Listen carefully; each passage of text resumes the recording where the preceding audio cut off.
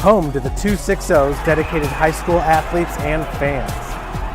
Each victory and celebration captured by our cameras. Treasure the highlights from the Summit Athletic Conference this season, or complete games live or on demand. After all, nobody's more proud to call Fort Wayne home than SummitCitySports.com.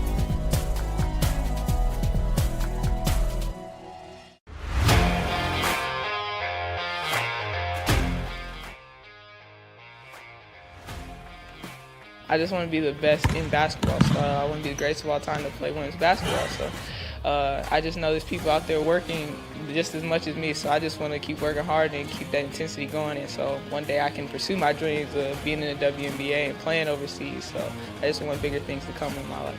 I remember when I started in March, she could do 0 pull-ups. She did have a great 25-inch vertical when she first started. She only weighed 150 pounds. One of our main mottos is do the simple things exceedingly well, and that's where we started. So we started the foundation, building her base, and now we've got to basically the peak of our pyramid of things that we can do with her.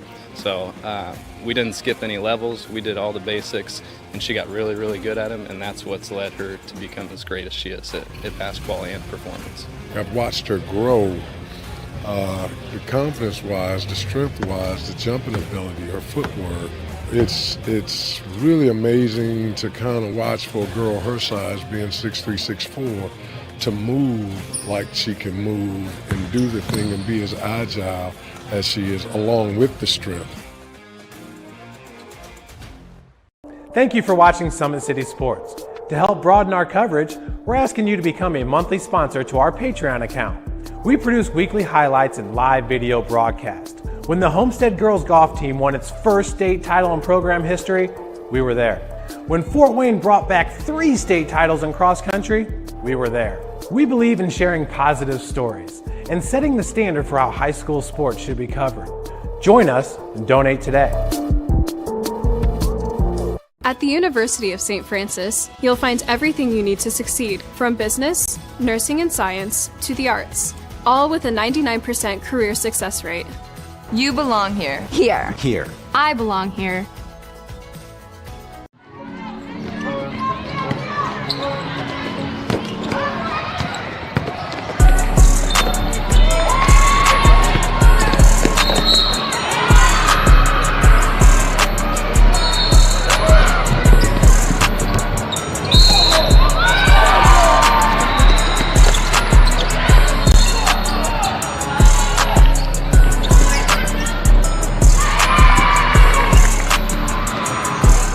The athletes has always been here, and they're getting better. I'm watching, Summit City Sports, man, they're doing an awesome job. And, that's a plug. Them dudes are doing an outstanding job. And I'm able to be in Nashville and watch games on YouTube that they're broadcasting, and I'm seeing the talent. And it is just truly outstanding. And, you guys have seen the talent that's in the NFL now from Fort Wayne, Indiana, the talent that's coming up now, and the talent that, is just here, man. It's really cool.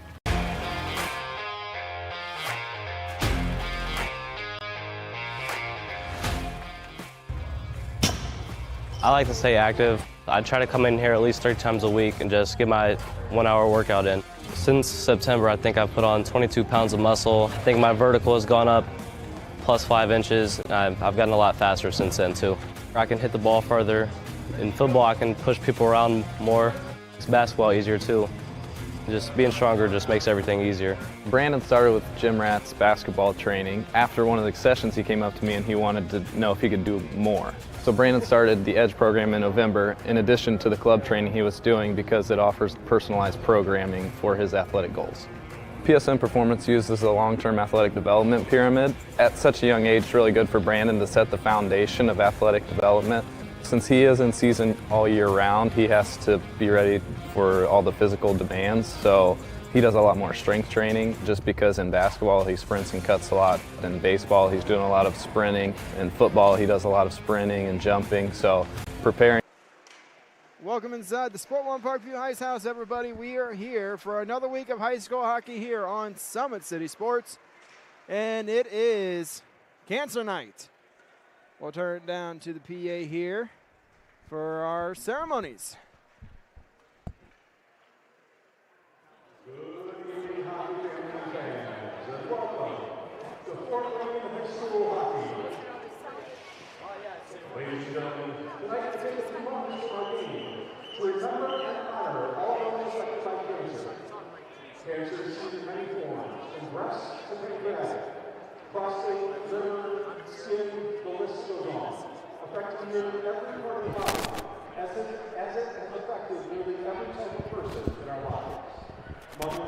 fathers, grandparents, aunts, uncles, family friends, and teammates, those who have fought, those who have survived, and those who have lost, and those who are left behind to try to go on.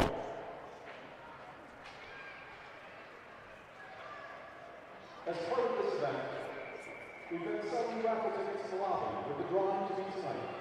Proceeds for the tickets, as well as direct donations, are benefiting cancer services in Northeast Indiana. Their mission is to enhance the quality of life for those affected by cancer by providing meaningful resources, information, and compassionate assistance.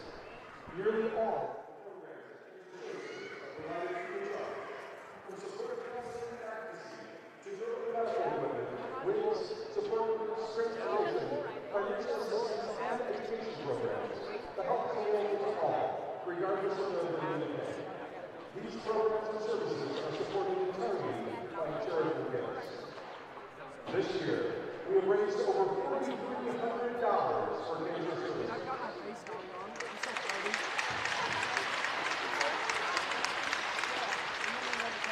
Presenting tonight is Stacy Stump from Cancer Services. We have the captains of Carroll, Homestead, Leo, the Renegades, and the Vikings.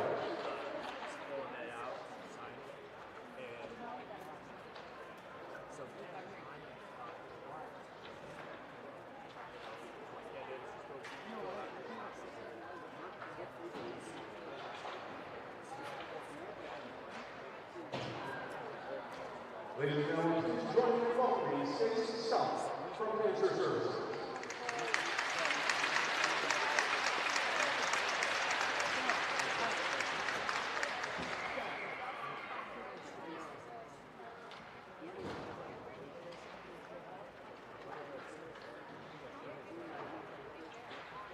We'd also at this time like to honor and remember some people that we've known well that have been affected by cancer.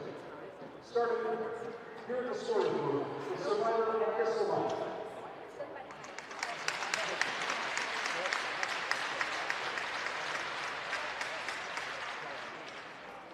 Here tonight with the Lakers are survivors Pam Rossworm and Randy Gayer.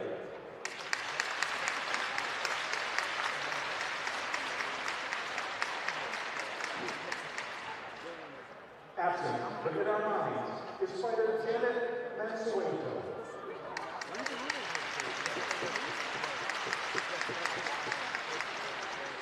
And lastly, the Vikings would like to remember Terry Meir, Thomas Hendrick, Donald D. Ray Beebe, Alan Schlagenhoff, Nellie Mae Tomlinson, and Kirk Van Ryan.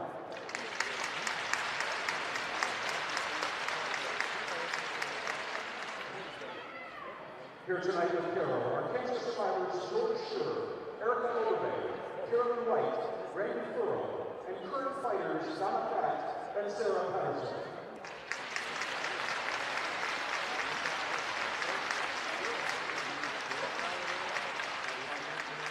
Absent, but in our minds, Carroll would like to honor fighters Joe Colquitt, Lisa Fair, and Margaret Van Antwerp.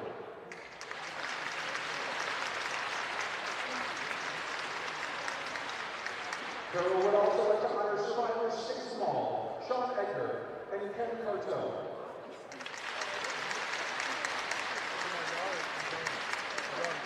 And lastly, Carroll would like to remember Ethan Steve, Steve Crager, Tim Krause, Dave Spade, and Jerry Lee.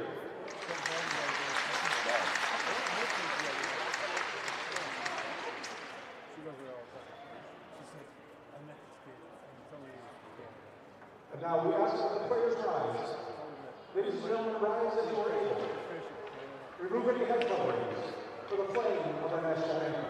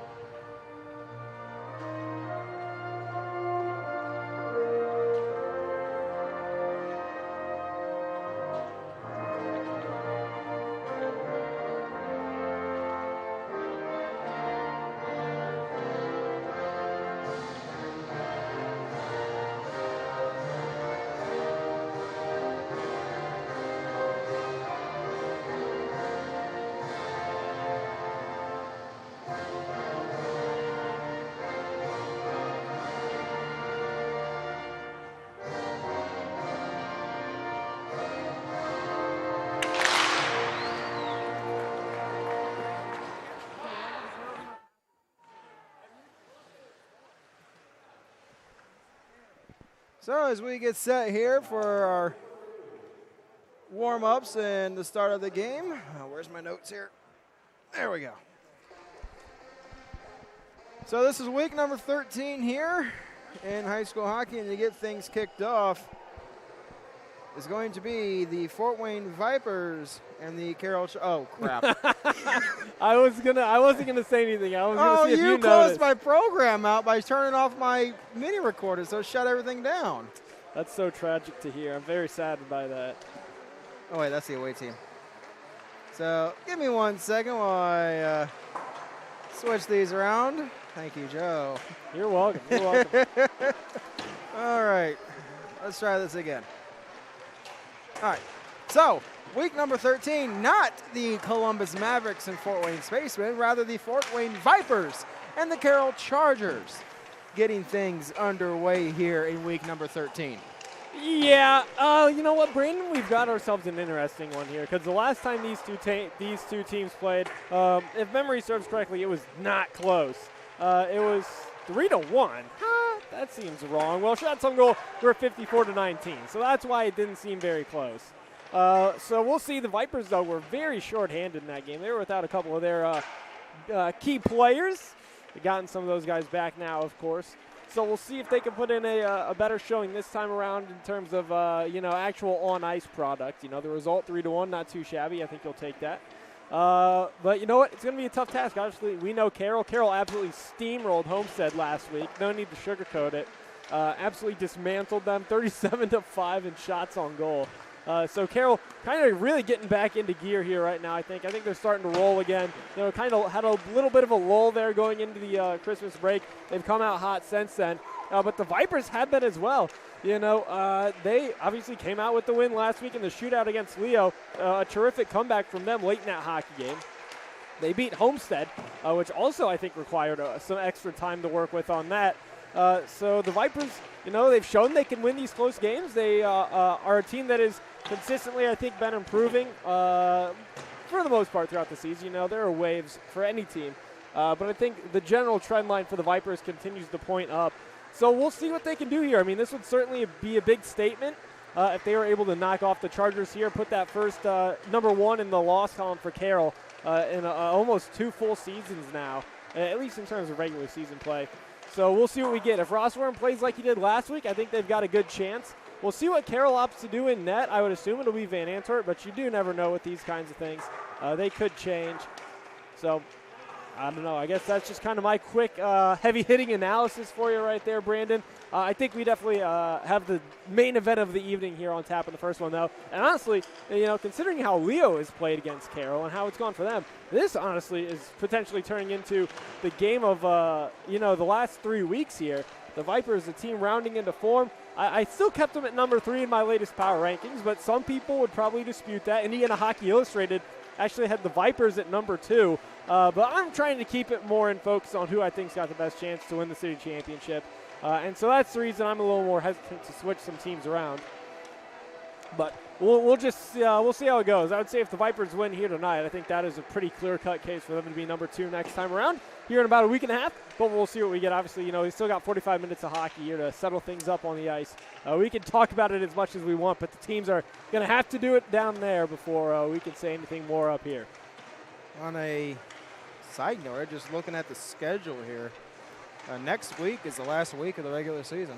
It is, yeah. So next Wednesday and then Saturday afternoon is senior day. I'll be not able to attend that.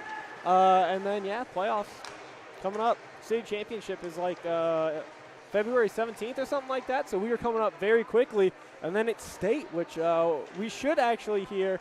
I believe this Sunday is the state seating meeting. It is. I got it on my calendar. February 4th, the high school state seating meeting. So, Brandon, next time we convene for high school hockey, we could very well know what the state brackets are going to look like here. So that could be very interesting fodder for the last couple of weeks here. We'll see which team, if any of our Fort Wayne teams, is going to be here in the Summit City as well. I always root for us to get 4A, but I know we won't. We never get 4A here, unfortunately. We'll see, though. You know, whispers that we could see, you know, Leo and the Vipers both in 3A. which that would be interesting because I honestly, I don't know. I don't know how I feel about that. I think it's a complicated situation. We'll talk to it when we get to that point, though. There's no need for us to, talk about it because we don't actually know what's going to happen. We don't really follow the crossover results as closely as some other people do. So we'll let the cards fall where they may and then provide our input based on what we've seen over the course of, 15 weeks here and go from there. But it is that time of year. Dang. What? I got 2 more weeks. I know, man. It's heavy-hitting stuff. And then, you know what? You still got your spaceman, though, for another few more weeks after that. But it's coming to an end here. No, like 2 more weeks ever. Mm-hmm. Yeah, I know. You look a little shell-shocked right now, man. That's reality right there. Hitting you like a truck, I guess. You got to enjoy these last ones here. You know, you got 5 more high school hockey games. Or 5 more days of high school hockey. Waffle breakfast sandwiches are dropping at Tim's. Our sweet, fluffy maple waffles, packed with a fresh cracked egg, savory sausage, or sizzling bacon, and melty, gooey cheese. The Maple Waffle Breakfast Sandwich, made to make your day. It's time for Tim's. Welcome to the Summit City, home to the 260's dedicated high school athletes and fans. Each victory and celebration captured by our cameras. Treasure the highlights from the Summit Athletic Conference this season, or complete games live or on demand. After all, nobody's more proud to call Fort Wayne home than SummitCitySports.com. Okay, coming back here from reality check. Whoop. Now we are getting ready for puck drop here. Whoop, whoop. Yeah, I had to cut some commercial to contemplate. Gather yourself. 2 You're weeks. Contemplating life. 2.5 weeks for you here. Yeah, I don't know what the future holds for this. I know.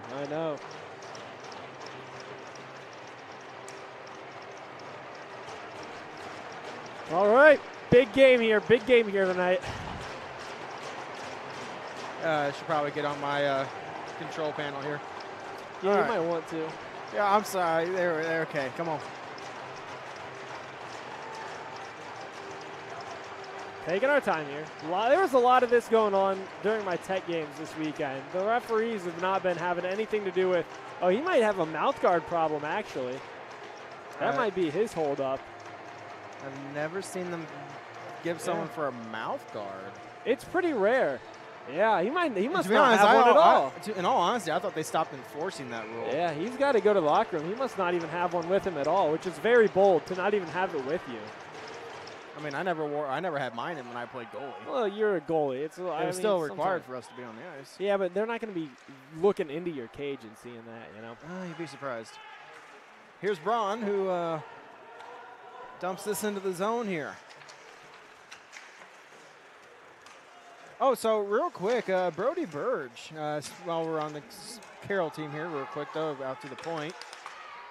Baldwin over to the far side, sent down low, poked away by Rossworm. Rossworm and Van Antwerp, the goaltenders, by the way. Burge, with the spaceman this week, was scheduled to have a day off Saturday against Decatur, and convinced the coaching staff to let him play for an elite game, for the elite game against Decatur. Only racked up 10 points. What? That's crazy. 3 goals, 7 assists. Jesus. That was the game that they scored like 12, 13. right? Yeah. Is he playing more on the Premier team? Yeah, he was on the Premier. He's on the Premier team for, the whole thing. It's just he was scheduled to, there's a cover there by Rossler. Yeah, he was just scheduled to have a day off that Saturday, and he's just like, can I just go play for the elite? Yeah, probably And have some just- fun with his buddies. And I think in one game he became the point leader on darn near. That would be very tough. A very tough look for those that are normally on the elite team. That's actually hilarious, though. 10 points, man. 10 points in one game. There's a fan shot there by Baldwin. I have to look at the elite. I haven't really paid attention to points and everything.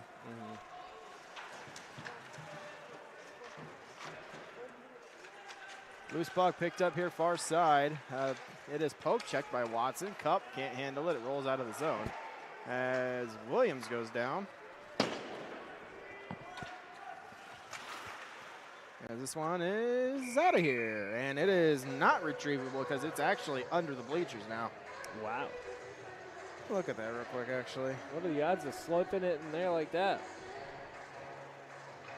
Sounds like the crowd noise is loud. Are you going to complain if I turn this down a little bit? Yeah, go ahead.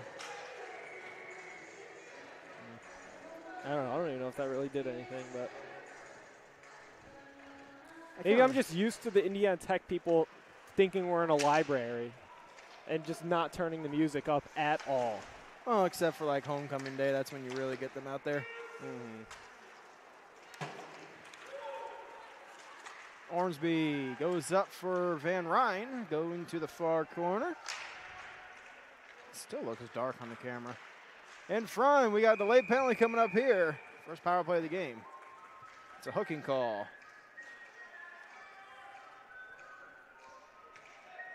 And it's on Phillips. Yeah. So first one here for the Vipers.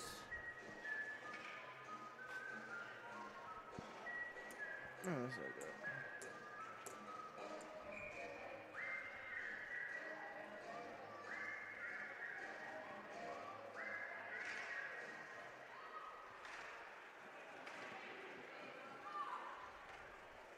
So that one's cleared all the way down. Oh, they read that like a book. And I was ready for that. Here is Ormsby, it looks like. Nope, that was Van Ryn. Ormsby's out at the blue line. Jersey tucks, you gotta love them. There's a shot, and it's redirected above the net and wide. Now here comes Carroll, short-handed chance, 2-on-1. It's Ganau and Braun. Braun with a shot, he scores! There you go, big start there for Carroll. Short-handed goal, 2-on-1. You know, Ganau is opening up here, looking for the 1-T, but he eventually kind of just trails so far back, and that's such a far across pass that Braun just ends up taking this one himself and rips the shot past, and just like that, Carroll on the board short-handed here. And so they'll take that 1-0 lead. And just about 2.5 minutes into this one. So our new point leader for the league, Dylan Braun. But those guys are going to keep probably trading it back and forth, I'd have to imagine. Coming into this one, Braun and Ganau both had 23 points, which is 7 clear of second place. Yeah, they put up numbers last week. 4 points each. Yeah. And their 5-0 win over Homestead. This one goes for icing here, 12:06 on the big board. And very easily could have been more, too. Can't believe Carroll only got 5 goals out of that last week. Braun is up, what is this? This is 6 in goals, up to 14. It'll be interesting to see if he can get 20 here. Well, now he's up to 15. I think he does it. There's a backhand try by White, blocker save made. Scully picks it up, goes to the far side. Scully right up the near side into the zone here with the toe drag. Gets the shot off, save made there, Van Antwerp, as it rolls down the ice.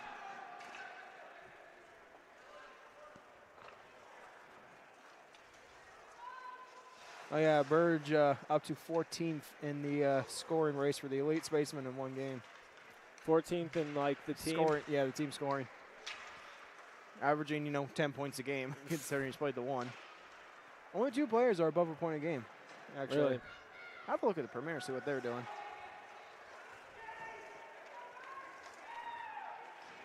That pass straight up, found nobody, and it's cleared once again by the Chargers. 13 seconds left here on the power play. Somehow, I don't know how the heck I got 3 seconds ahead here.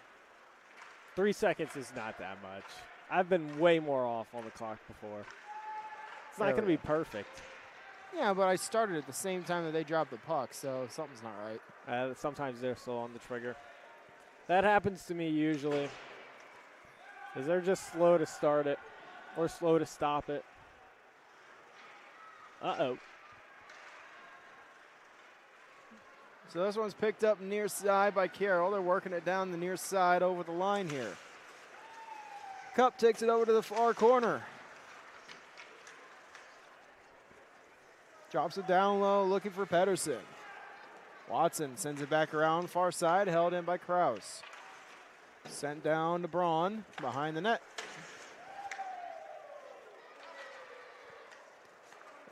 In front of the net is Gart. Knocked down by Cup. It is a delayed offsides, and Bertels has it as he dumps it inside the zone. Baldwin looks over to the far side, finds Cup. Cup gets pushed off the play there by Franks. Hit in the corner now to the near side. Sent back down low by Michael Baldwin. Held in the zone, sent behind the net. As this one is out of play. Yeah, so after killing off that penalty, Carroll kind of starting to settle into this one here a little bit, keeping the puck down on this end of the ice. They'll start working it a bit here. Haven't even had their top line back out after that power play. Taking a look, the Vipers have their senior banners up on the far side. Looks like they got 6 of them up. Yeah, I did not realize that was that dire of a situation on the senior front for them next year. That is Mason Johnson, Jackson Bertels, Nicholas Van Ryn, Michael Scully, Logan Ormsby, Simon Watson. Yeah, definitely 4 of their, I'd say their 4 best players besides, you could throw Rossrum potentially in there. I'd say their 4 best skaters are among that group, so that's tough. This one's sent out to Williams. Tries to dump it inside the zone. It's knocked down and cleared back to center ice. Let's see who's Carroll. Carroll's looking at nobody. Right. They're losing, I think, Klein and like maybe 1 or 2 more. Just Klein. Yeah. Klein and Lalonde. Yeah, and only Phillips. one of them. Klein, Will Lalonde, and Sam Phillips are the only so seniors. They're going to get wrecked, though, next year in terms of graduations. Oh, yeah. Next year is going to be the big year for them. Next 2 years. A lot of their players are just juniors and sophomores. A lot of them are juniors. I think Braun, Ganau, and Cup are all juniors. Speaking of Braun, here he comes. On a breakaway here, Braun forehand scores! That was smooth. That was well done there from Braun.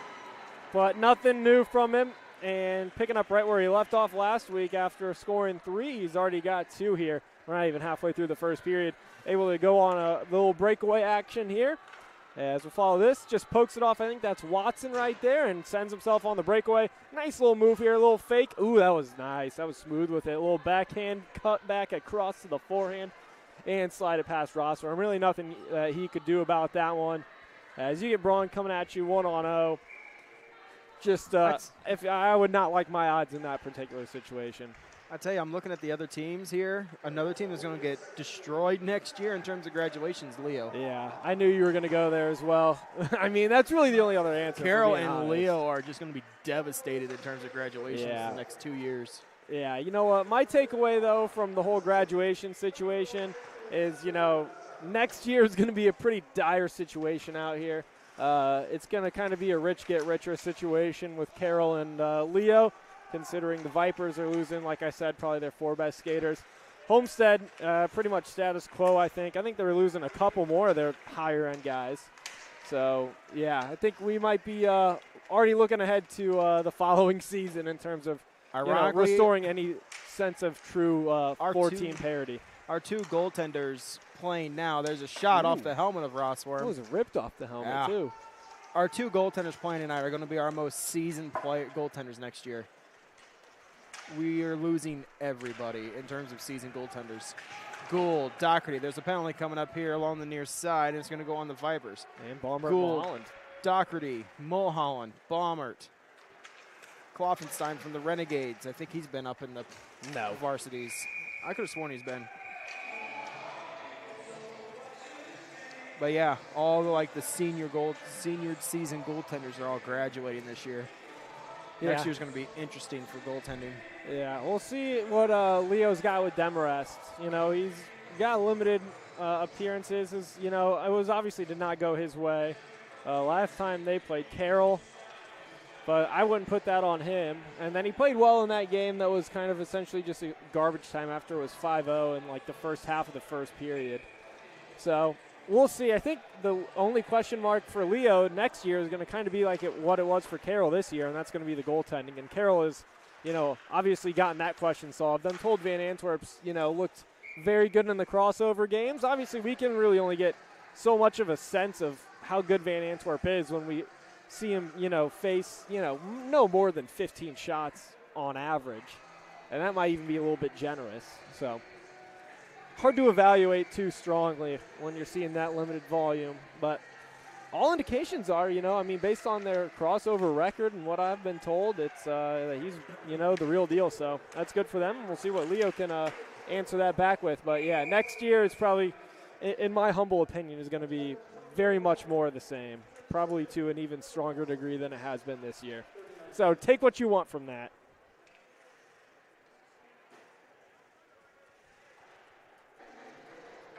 So I've been talking around a lot of the coaching staff, for elite level the Spaceman Elite and some of the other ones for high school. We're supposed to have a major influx of players here in the next couple of years. Oh, heads up. Oh, I thought I was going on the bench. What, in high school? Yeah. Yeah. Mm-hmm. We just kind of hit that ebb and flow right now with players, and we're supposed to get a big. You look at the JV team.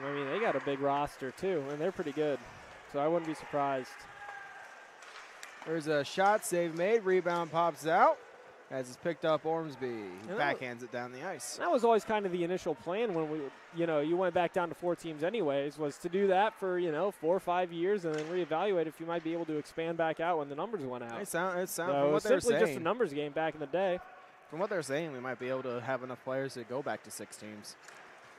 Then always comes the fun question of who are the 2 additional teams you add, because obviously there was the issue with the FWCS schools with, Fort Wayne and Summit City. You would think maybe Dwenger would be one of the ones just because that was a good program for a number of years.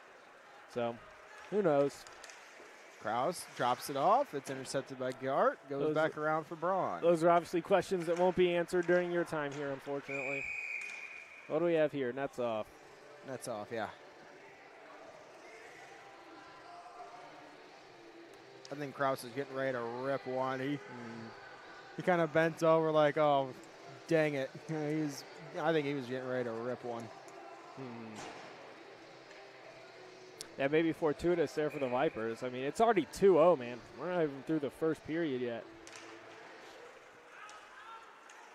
So I'm fed over to the far side. Don't forget, we'll have another pregame ceremony to start the Leo Homestead matchup for the Cancer Night,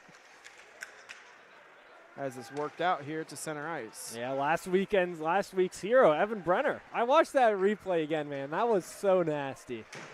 That move from Brenner was so good. It was what, round 8 or round 9? That was filthy, man. That was such good stuff. I was talking to Kirkpatrick, who pretty much made the same observation that you did, is everybody kept going to the far side. There's a shot save made, and the one guy that actually went short side to the near side is the one that actually scored. Well, my observation was more that everyone was just coming and just ripping shots off the block or just ripping shots, and nobody had any interest in deking, and back when I, played, I'm like, if I get a shootout or a penalty shot chance, I'm like, there's almost no way I'm just going to take a random wrist shot from, the hash marks and, not even in the slot. And that's what everyone decided they wanted to do last week until finally, we got a couple of people. I think there were maybe 2 people in the first, 3 or 4 rounds that might have deked.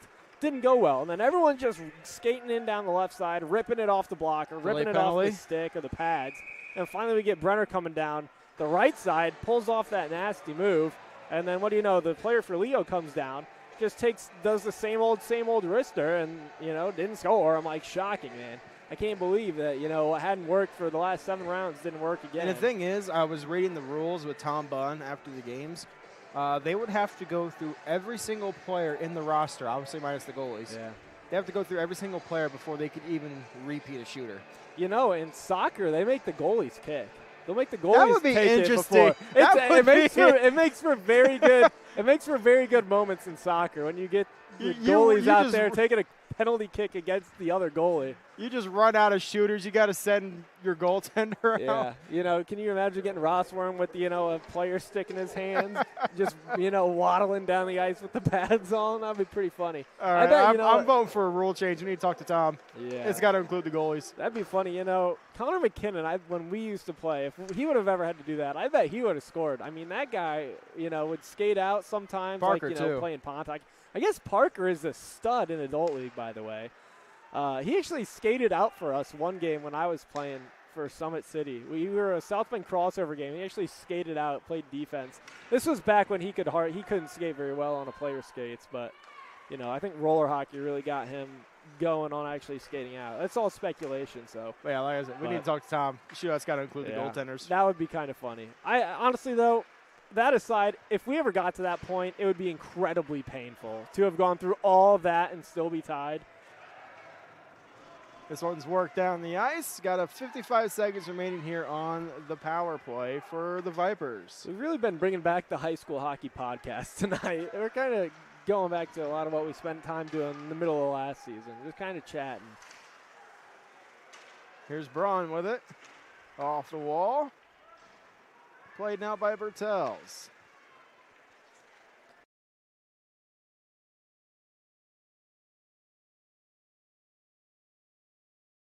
Here's Braun, shorthanded with the toe drag, and he's cut off there by Bertels and Watson. Yeah, looking for another shorthanded goal. He's already got 2 goals overall tonight. Pizza. Turned over. Braun with a shot. Just missed it high and wide. Lands on top of the net.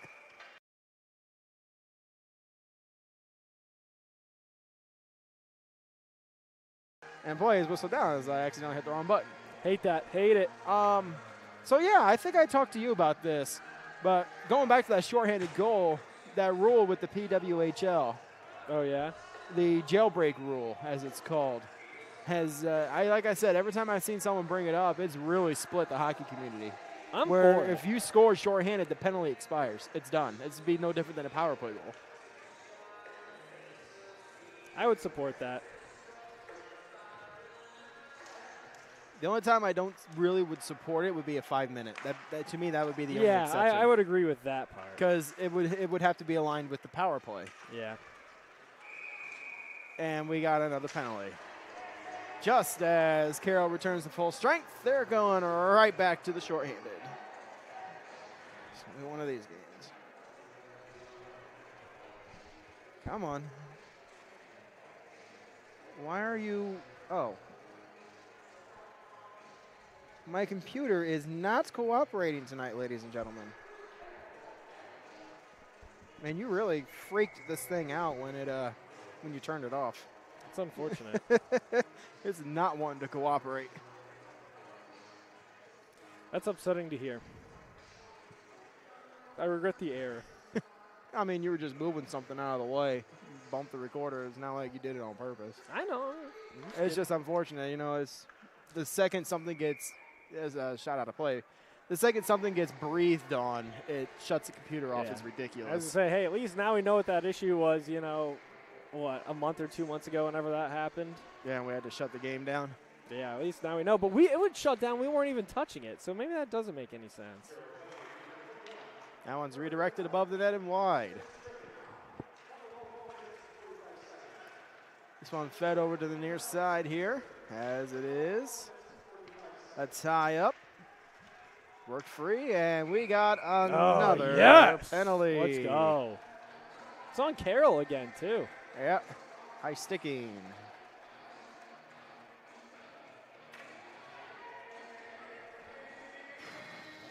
Really setting the tone here.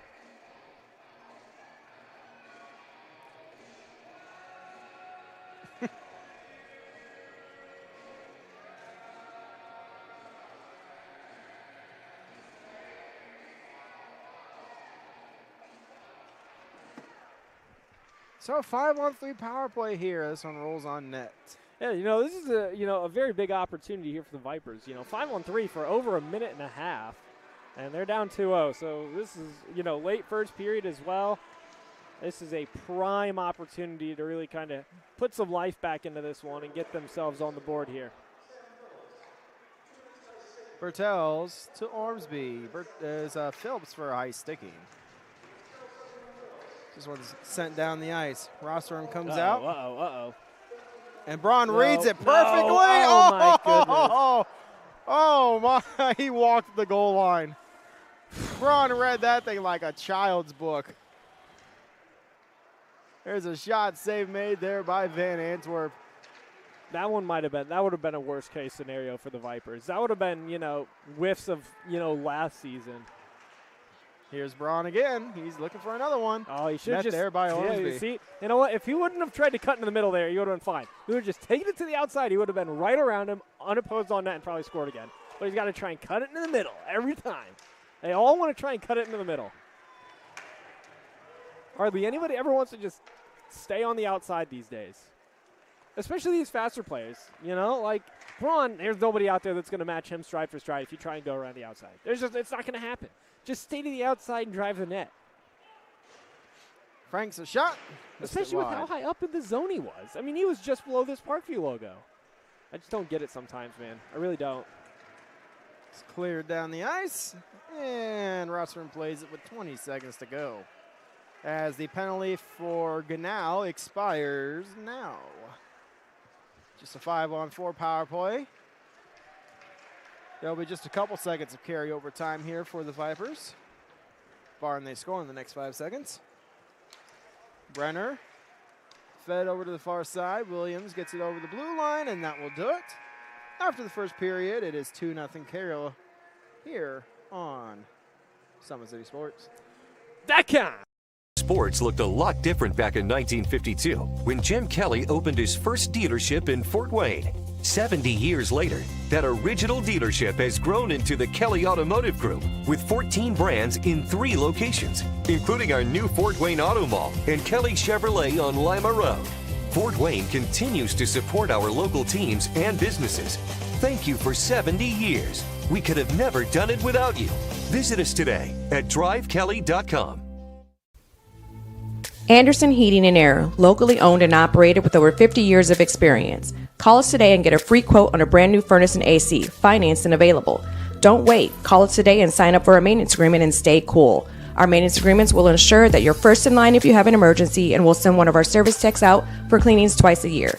Call us at 557-0958 or request an appointment on our website. Call Anderson Heating and Air, where your emergency is our emergency.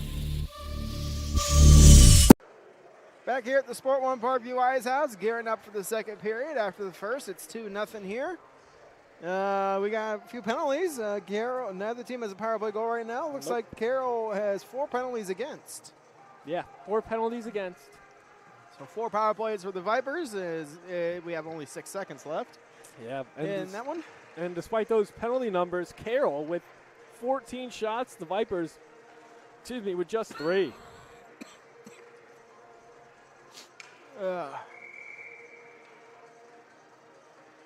And then a shorthanded to boot.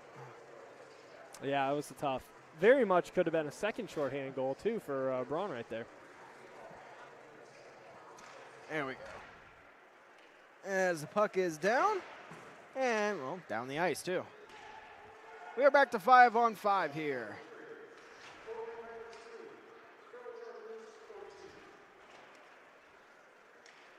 Fed over to the far side. Ormsby gets it into the Vipers zone, and we're calling. Yeah, of course we're calling that. I knew they were going to. I was literally about to say, I'm surprised that that's not called. I mean, look, the rule says that that's a penalty. So I think, we shouldn't be worried about the referees. We should be worried about the rule book. We should be worried about USA Hockey. That's what we should be worried about. It seems to me that wasn't that late of a hit to me. That was 100% a penalty, as my understanding. My understanding of the rule, that is 100% a penalty. The puck was long gone. That's finishing your hit, 5 years ago. But now, that's late. That's late. And you know what? It was a little late. So I'm not even going to say anything about the refs on that. I'm going to say, what is USA Hockey doing? It's just disgraceful. Brendan, do you even know this? In lower levels, you can't even ice it on the penalty kill anymore. Yeah, I knew that rule was taking effect. That is to this day, the most absurd thing I've ever heard in my life. That is the dumbest rule I've ever heard. It's a joke, frankly. What is the point of that rule? I guess to work on getting the puck out of the But zone. it doesn't matter. It doesn't matter because if you advance to higher levels of hockey, then that's not doing you anything. That's just teaching you bad habits of hanging on to the puck too long on the penalty kill. It's ridiculous. The whole thing is a joke these days, man. Over to the near side. Here's Bertels. Out to the blue line. Taken away. Ganal the other way. On a shorthanded break. Ganal to the backhand. That's forehand. a penalty. That's a penalty. Yep. That's hooking. That is 100% hooking. Hooking. So didn't have enough of a leeway for the old PS. Yeah, they were stride for stride there. Yep. Penalty shot. Yep.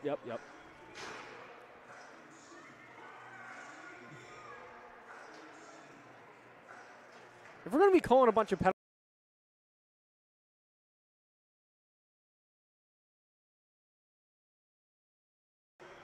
I will say, if we're going to be calling a bunch of penalties, I'd rather them be like that hooking than the rough.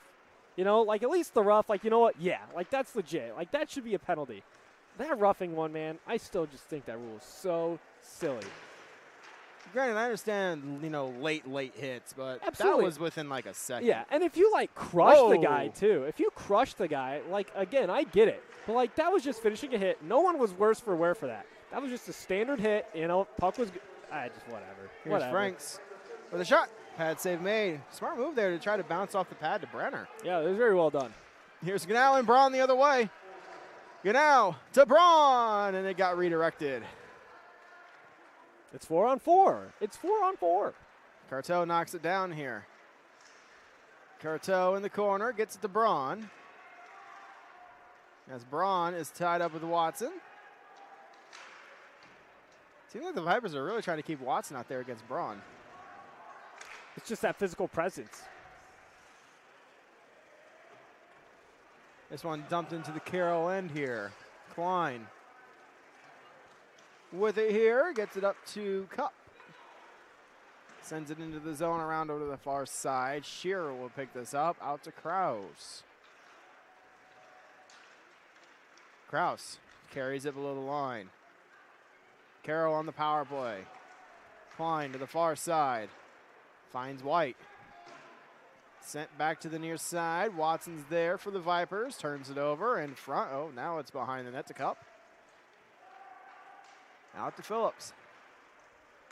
Here's Kraus. Taken away by Ryan and cleared down the ice, at least to center ice. Here's Cup. Cup in front. Oh, that and looked the in. air That looked scores. And I could not tell who it was. All I know is it's 3-0 and it's a PPG. I think that might have been Shearer, it looks like. yeah.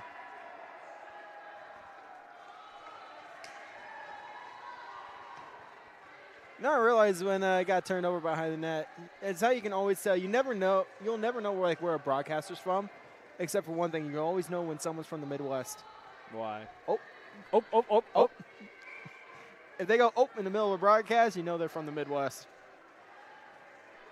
Power play goal there for the Carroll Chargers. Has them up 3-0. Yeah. Sure? Or not sure, but it should be Shearer. I'm still awaiting Shearer? official confirmation. Oh. Here we go. Yeah, it is.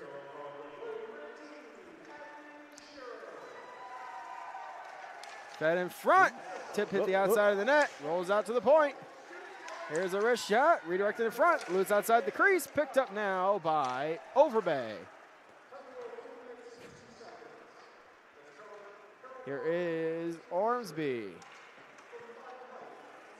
Phillips will dump this back inside the zone. Park stops it. As it is knocked down by Overbay and dumped inside the zone. Overbay holds the line here for Carroll.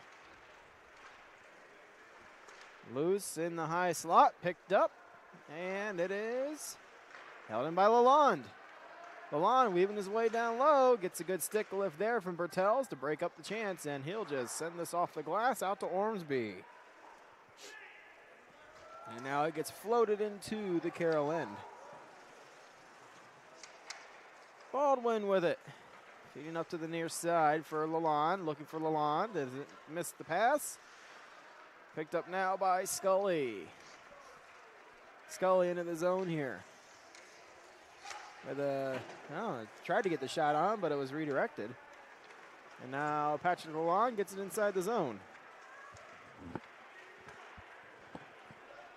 Played now by Knutson. Out to the half wall, held in by Carroll. Wolf with it. Out to the high point. Klein with a shot. Save made there.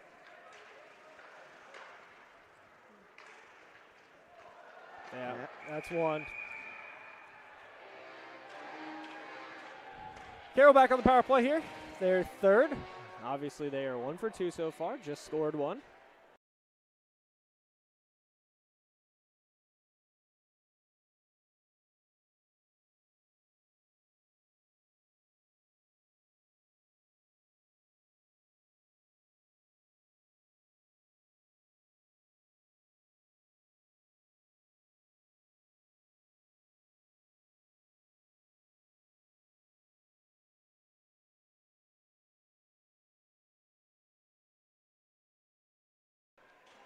So, Carroll back on the power play here. Far side face-off.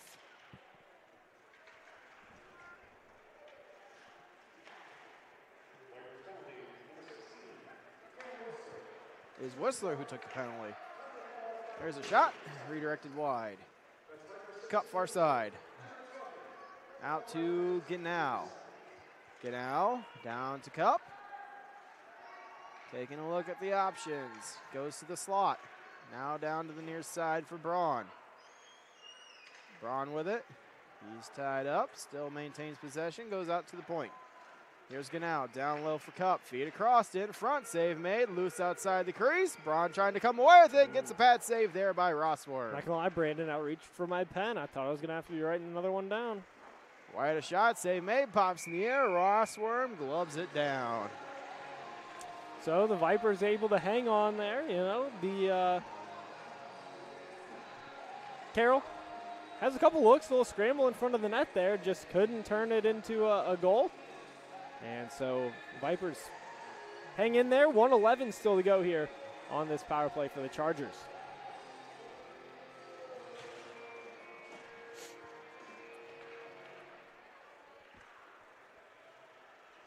So here is Kraus. Right in the middle, feeds it over to Braun. With a shot, blocker save made. Genau far side. Out to Kraus. Taking a look here, Kraus comes down. Oh, goes back out. Braun over to the far side. Genau in front. That one is wide, looking for a redirect. Braun's tied up. Can he keep it in? He does. He gets it to White. Now back to Braun. Braun with a shot. Fans on it. It's a rarity. Taken by the Vipers, and they clear it to center ice. Gathered up here by Kraus. Drops it for Braun. 20 seconds to go here on the power play. Braun working his way through the Vipers. Feeds in front to Cup. Whoop. It's loose behind Rossworm. No goal here. I don't know. That looked from here like that was certainly going to go in.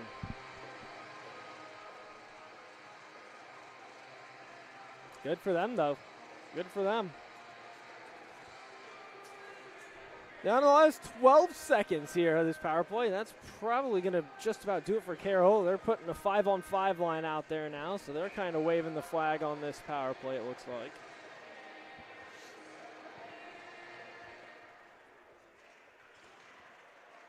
Far side, it is cleared out of the zone. Here's Carteau. Up ice, gets it to Pedersen. Pedersen below the goal line. Drops it off. Out to the blue line. Here's Baldwin to Carteau. Carteau throws it on goal. Takes a bounce wide. Baldwin goes back down low to the near side corner. It's picked up by the Vipers. Played now by Brenner. Knocked down by Pedersen. in front, and that one is wide of the net. Pedersen back in the corner, drops it off. In front, into the slot. There's a shot, save made. Loose puck cleared to the far side. Baldwin battling for possession right now. He's tied up along the boards. Wolf comes in to assist. As that one is cleared down the ice, and we got matchings, though. We got matchings.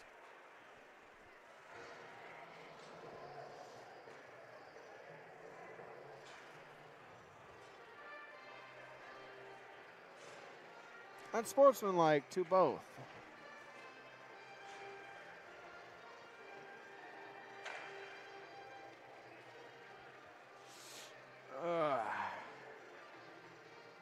You know, I will say, at least they are keeping my phone notifications going. Looks like 5-on-5 here. Klein towards the net. Save made, Roseworm.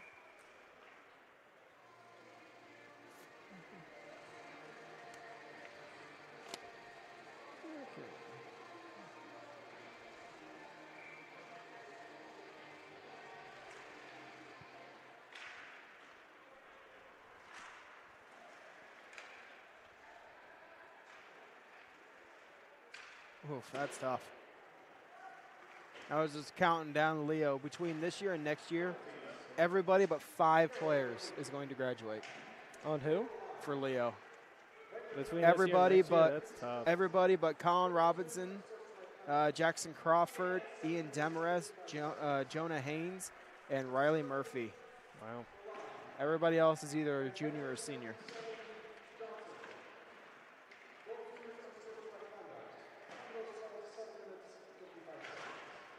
This one's cleared out to the blue line here. As it is to center ice. Okay. Klein picks it up here. Looking to fade down the ice. Missed the pass, and we got an icing.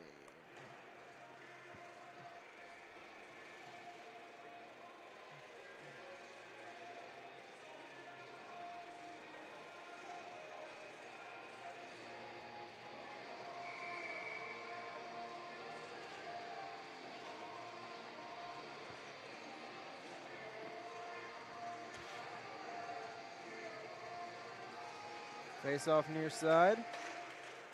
It's picked up here by Phillips and sent down the ice looking to stretch Braun. He picks it up. Oh no, good back check there by Knutson.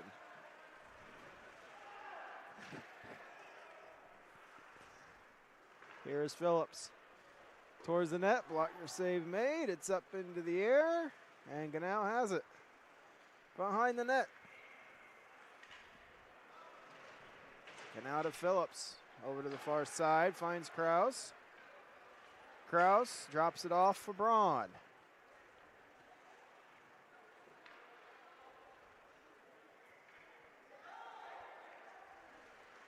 Braun still with it here. Goes down low for for Ganau. This one's tied up behind the net.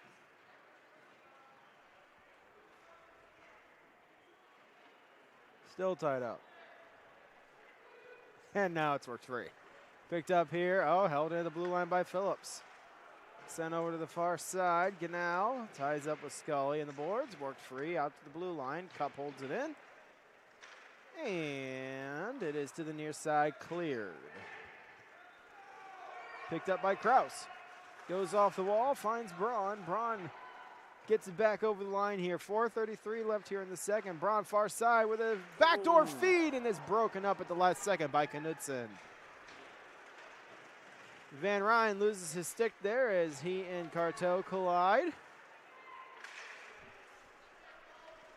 As it's picked up here, and we're going to have a penalty called on the Vipers. An interference to Ormsby, and he is in disbelief.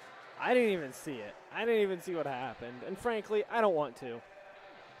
Oh, well, okay. Well, I mean, if you've got it, I mean, that was, I guess I'll watch it. But it's probably bad for my mental sanity.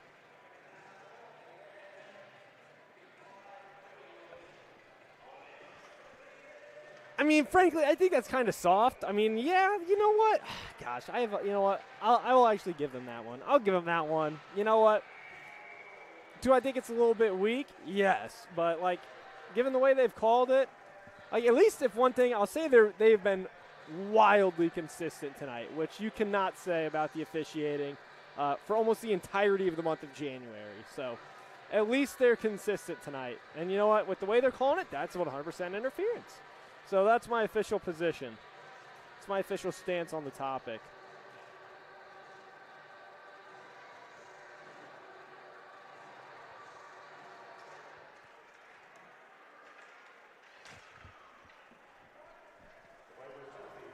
Picked up now by Ganau.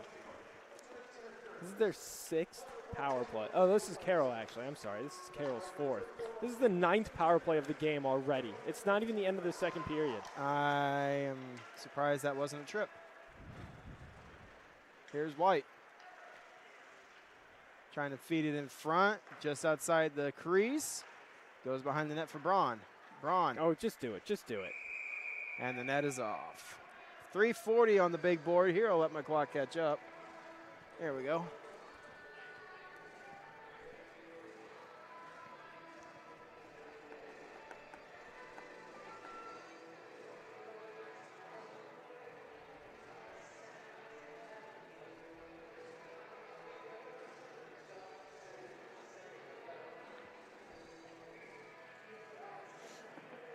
Face off far side.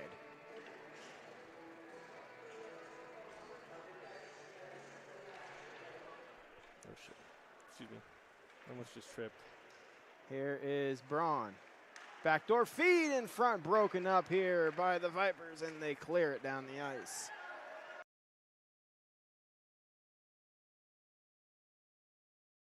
So it is Kraus coming up the near side. Takes it behind the net. Knocked off his stick. Scully slams it off the boards. And it is held in. Nope, rolls out of the zone. And offsides.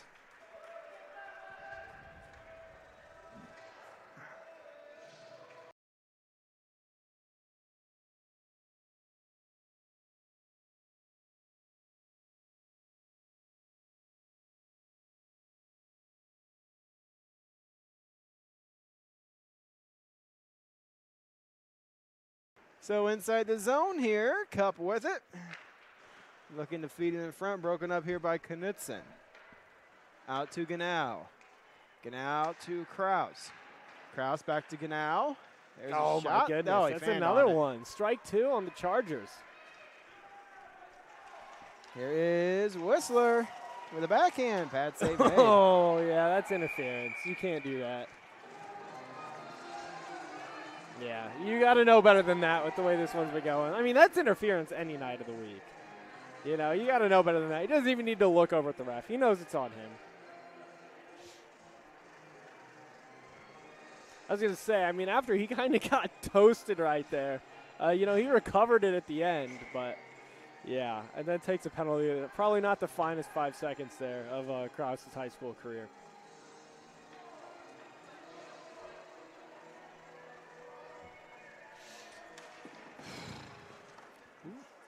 Pad save made. It's loose. Picked up now Van Ryn. It is on Kraus. Uh-oh. Now Knutson in a foot race here with Shearer. Knutson gets there first, gets it to Van Ryn. Van Ryn is backhanded out of the zone here. Picked up, held inside the zone. Here's Scully with a shot in front. And just wide of the net. Van Ryn tries to bounce it in off Van Antwerp. There was room. Yeah. Picked up here near side. Goes out to the boards, and it's cleared. Here's Bertels. Bertels towards the net, and that one rolls through the crease. It's picked up here and cleared down the ice. 1 minute to go here on the power play for the Vipers. Shearer backhands it into the zone. Yeah, yep. That's late. That's a penalty.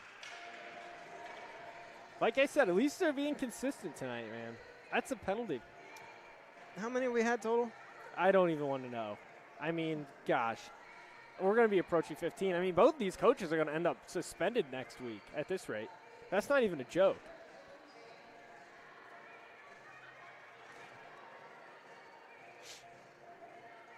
I mean, I'm not even going to mark this down as a power play for Carroll yet because, I mean, who knows? It might not even end up getting to that point with the rate we're going at.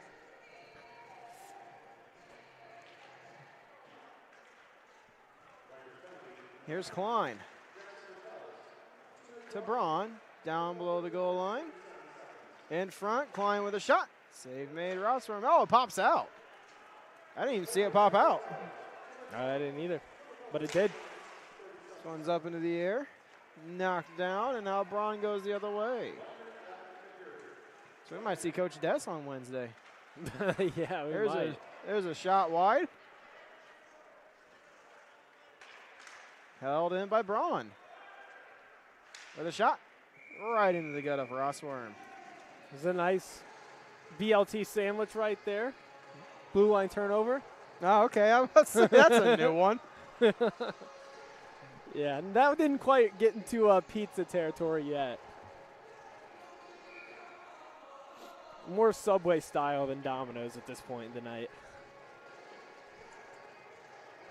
There have been a couple, though. There have been a couple of near Zaz. Braun a drive. Missed it wide. Not by much, though. I'm kind of half surprised that didn't get called, if I'm being honest. Here comes a shot. Save made there by Van Antwerp. Shot coming from Ormsby. 25 to go here. And it is going to be a power play for Carroll, so we'll mark it down now. Here is Ganal. Ties up with Watson. Ganal in front. Braun. Oh. Save made, Rossworm. God, credit to Rossworm, man. I mean, Carroll, if I thought last week they should have been putting more in against Homestead, I mean, they should absolutely have probably 6 goals by now. And they've only got 3. So shout out to Rossworm and the Vipers, man, because, they are just getting cooked right now in the shots on goal department. But, I mean, fair play to them because they are, holding it to just 3 goals against. I mean, it very easily could be at least 6. They got another puck through. That hit a little kid. It's disgraceful what's going on here. Oh, come on. That was just rolling along the floor. I know. I'm messing. Oh, they're happy. I was kidding because in the camera you couldn't see it. So I was making fun. Yeah, they're happy. Yeah, they got a souvenir. Although one of them there's a shot save made. One of them doesn't care at all. She got a slinky. In front, covered there by Ross when the period ends. Is Scully going to get one here? Yep. They're both going for that. I can almost guarantee you that. Well, we'll take a break. We'll find out here when we return. I've worked in higher education and I've worked at other institutions, but none have been like Indiana Tech. Our faculty are very student-centered. They're focused on the students. We know our students by name. We're excited to see them. Indiana Tech focuses on relationship-based education, and we really try to have the faculty get to know the students inside the classroom and outside the classroom. What I think the College of Business does especially well is to focus on students. They focus on student engagement both in and out of the classroom. They look for opportunities to help students become who they want to be. The mission of the College of Business ultimately for students is for them to be ready for the workplace when they graduate, so that they can assimilate into a job and a career, and they are equipped with the information and the skills that they need to be successful in the workplace. I would say there's one thing that I've come to know Indiana Tech to be, and that is that's an institution that is full of opportunity. Whether it be from the faculty side, there's always opportunity to do things, but students, I would tell you, there are tons of opportunities here. Take advantage of them. There are opportunities to compete and play sport, whether it be in the athletics department or intramurals. There's opportunities to earn a degree, obviously, but there's also opportunities to earn real-world experience while you're earning that degree. So take advantage of those opportunities while you're here. We have a business core, and from there students can have concentrations in one or several different areas such as HR, marketing, management. We have degree programs in accounting and finance. So there's just a wide variety of opportunities for them here.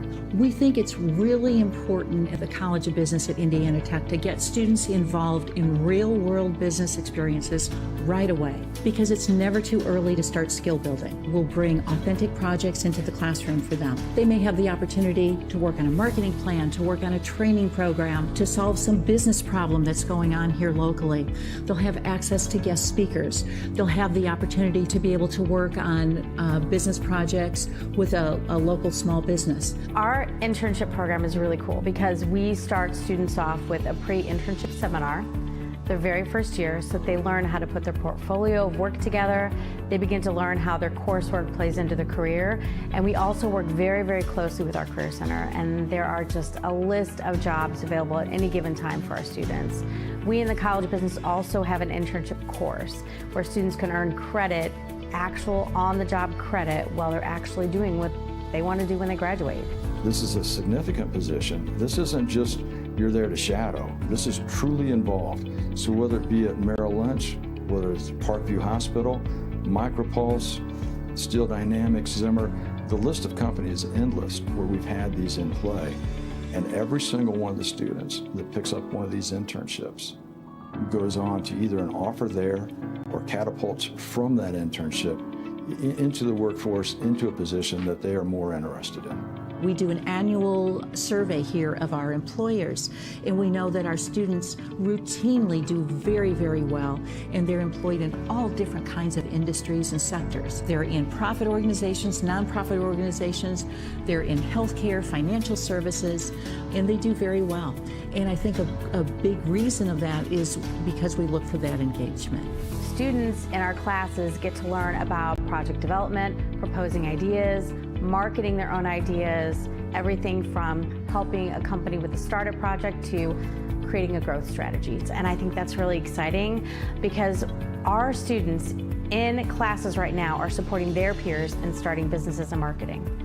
Indiana Tech College of Business is thrilled and honored to be accredited by the International Accreditation Council for Business Education. Having an accrediting body from an external entity accredit a school of business means that you have a validation of continuous improvement, of quality education. We live by rigorous standards that the accrediting body asks us to maintain on a regular basis, all the way from program decisions to faculty credentialing. All of these things are impacted through accreditation. Our doctoral program on campus is the PhD in Global Leadership program. I think there are two takeaways from that program that are at the doctoral level that are really powerful. Every single person who enters the workforce has the potential to be a leader. They don't have to be a manager, they don't have to be an administrator. It doesn't matter what field they happen, which industry they happen to work in. They have the potential to be a leader. That's a component, a competency, a subject area that can be applied in almost any discipline. The second takeaway, I would say, would be the global component. We live in a global society, we live in a global marketplace, and so many of our students will not just be working here in the United States. Some students may find themselves working in jobs that take them to different parts of the world. The advice that I would give an incoming college student would be to brush up on those time management skills, to not be afraid to ask questions, and to get involved. There's many things on campus that students can do, so get involved and have fun. Some of these different things may involve internships. People gain valuable work skills through collegiate level sports. All of these skills can be brought to prepare students for success in the classroom and also, again, most importantly, in their careers as they move forward. So a degree from Indiana Tech means that our students have critical thinking, they're creative, and they're always going to be learning. So they could go into a number of paths. I mean, they could start their own business, they could work for a small business, they could work for an agency, they could begin to market products. I mean, there's just a lot of opportunities for our students. They can take what they learn in their classes, having been applied to real projects, and figure out how to market those in the real world.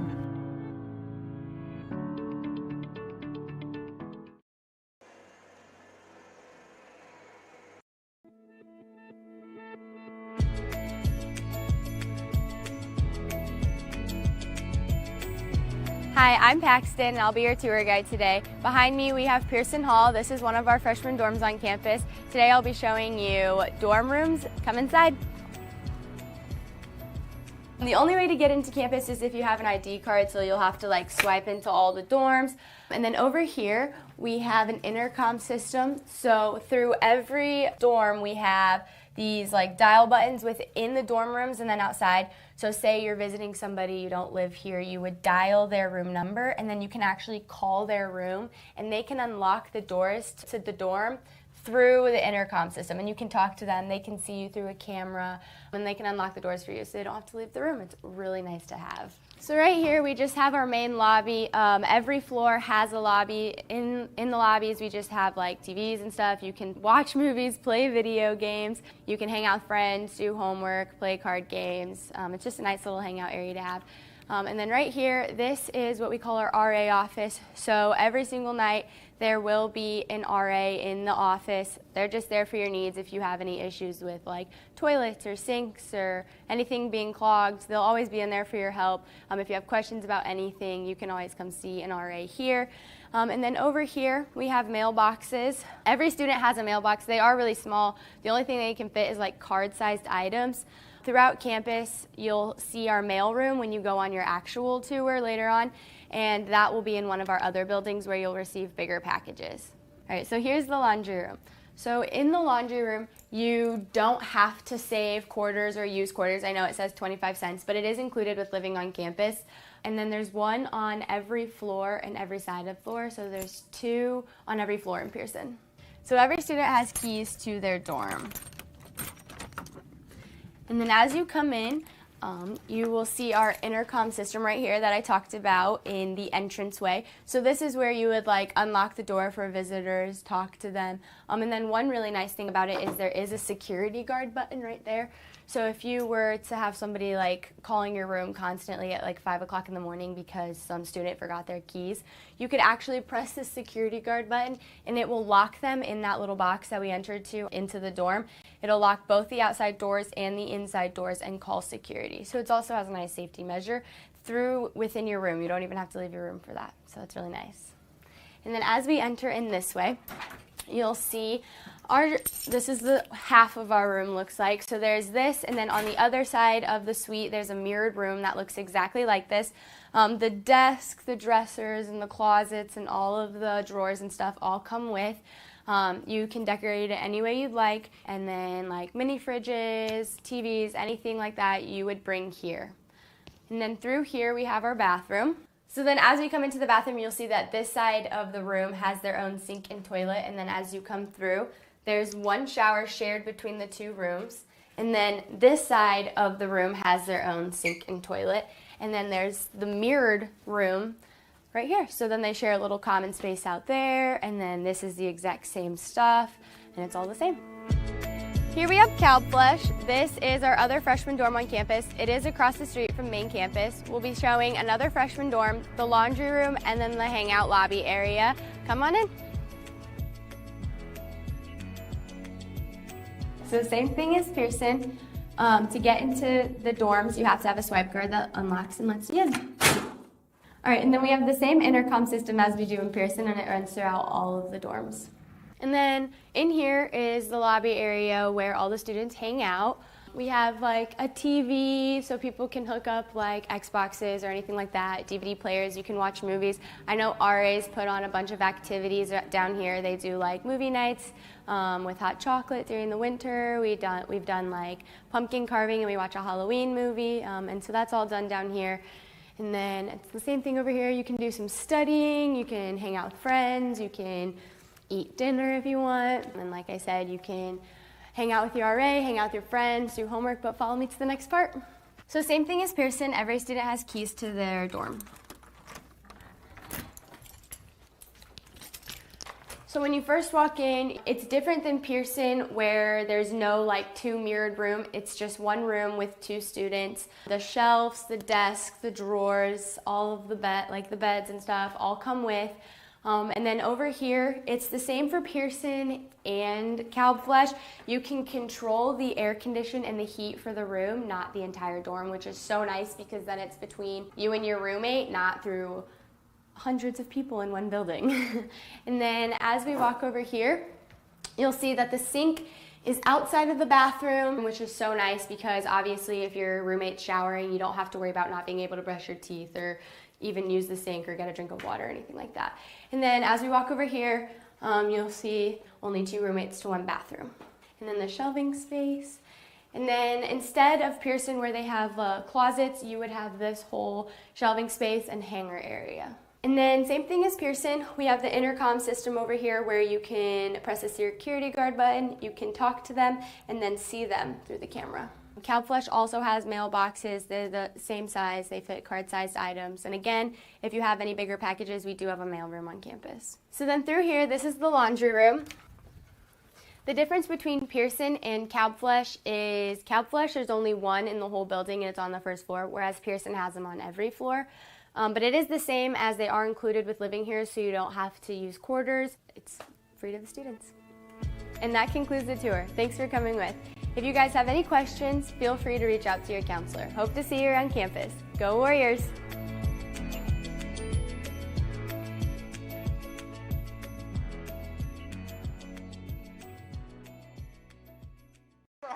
Here we go. Back here at the Sport Lawn Parkview Ice House as we're getting set for 3rd period action here between Carroll and the Vipers. And you know what?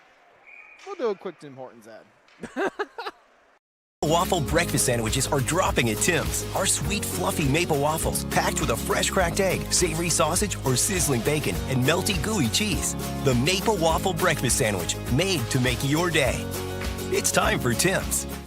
Welcome to the Summit City, home to the 260's dedicated high school athletes and fans. Each victory and celebration captured by our cameras. Treasure the highlights from the Summit Athletic Conference this season, or complete games live or on demand. After all, nobody's more proud to call Fort Wayne home than SummitCitySports.com.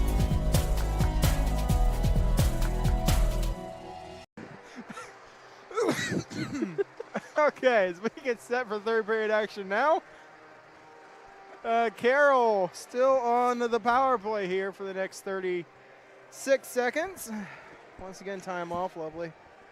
There we go. As we're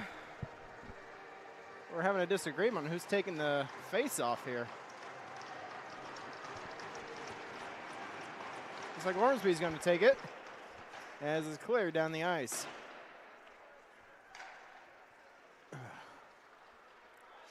Picked up here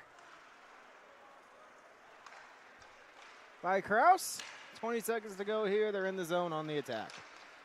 Kraus with a shot and missed it wide. Took a weird bounce off the stanchion. Dude, the stanchions this year have been brutal. You know, Indiana Tech just got a horrible bounce. That hit the safety netting. Gee, we got 3 of you out there who wasn't ducking for cover. 3 of them out there who wasn't ducking for cover, and none of the other 3 blew it dead. They eventually did. They got it right. Tell you what, though, back in the stanchions thing, man, the bounds have been atrocious this year. Indiana Tech, Barnhill comes out to play it as the rims are on the wall, spits right out in front of the net off his stanchion and gets buried right in the back of the net. And he almost went for the goalie goal. I about lost it, but luckily it got blocked like immediately. I feel like we're at K-Wing Stadium almost. Honestly, these boards are more like a pinball machine these days. And there we go. It there's didn't a take long. There's more than likely a 2 and 10, so add that to the list. Is it? I don't know. I would probably check from behind, 2 and 10, and it's on Pedersen. You hate that. You really hate that. You hate to see those things. So this is the we were joking about it. Power play. We were joking about it, but we just actually might see Coach Dess next week. Interim Coach Dess and interim Coach Mossy next week. Would Moss be up? Would it be Mossy or Gibby? I mean, either one of them. I guess it doesn't really matter. I mean, take your pick, but I mean, they're the ones that are taking more penalties right now. No, you're right. I'm sorry, I'm tripping. It would be Carroll that's getting more of them right now. Oh, I mean, it seems like they're about even. There's another they are off about the even. stanchion. I've got the Vipers at 7 power plays now and Carroll at 5, and those are just power plays. Oh, that is tough.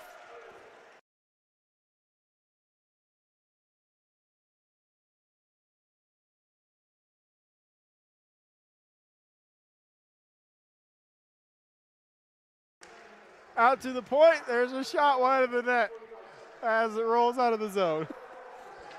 All the way back down.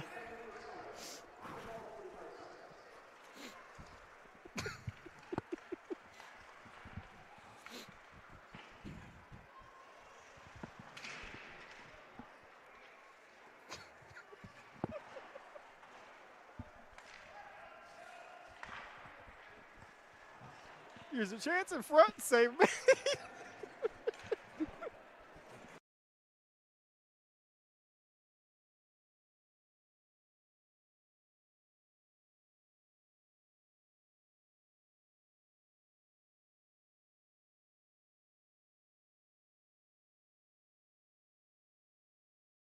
Go. Here's a shorthanded rush here for Cup.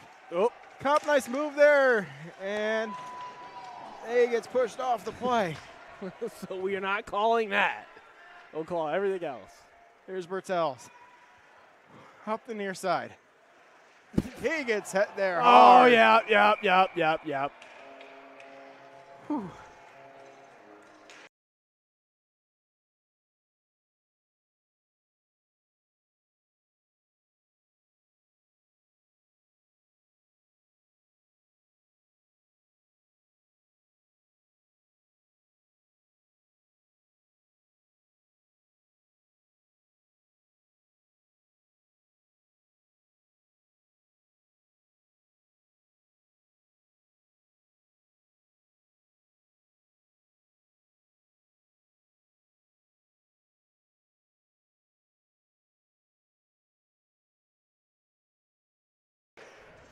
All right. So a little long 5-on-3 here for the Vipers. They're not about, not really that long. They got about 13 seconds here now. They try and get this one worked out, trying to get everything settled here. Here's a shot by Watson, save made by Van Antwerp. Oh, I need my drink. A little Mountain Dew with the grenadine. Can't believe, they were putting it in that coffee cup for a little bit for you, and then they stopped. Now they're doing it again. Here's Knudsen. Down low to Ryan. Taken away and cleared down the ice.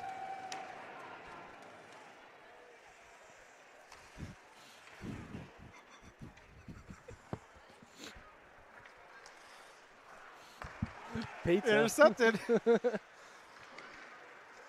Canal far side and just ahead of White as it was poked away by Knudsen, taken back.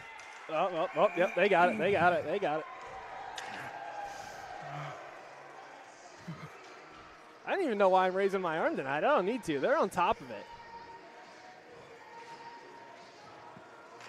I don't even know if I'm counting these up right at this point. I think I might have counted one wrong onto the. I think we're up to 8 power plays for the Vipers now. I think 6 for Carroll. I think I mistakenly put one on Carroll that should have gone to the Vipers. Either way, you get the point. Point understood here, man. Honestly, I feel bad for them down at the scoring table. They're going to need another sheet at this rate. I've stopped writing on my notebook. I leave that to you. I'm running out of tally marks. Except for, the next Saturday I'm going to have to actually keep track of stuff. Yeah. You know, of course, the 1 week where I put the penalty tracker all the way furthest to the right is the week where we just are calling absolutely everything. It's a tough look. This is Kraus to Genau. That one is blocked in front and cleared by Hendrick. Scully with it here. Uh-oh. Oh, come on. You know better than that. He eased up quite a bit. He did. But that was dangerous considering how yeah, things have been going today. You see the numbers. I was even looking at just boarding.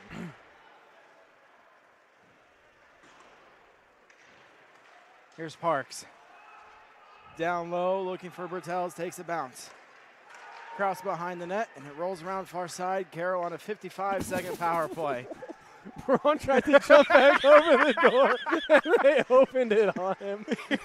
Here's Braun, met there by Parks. As it rolls, poked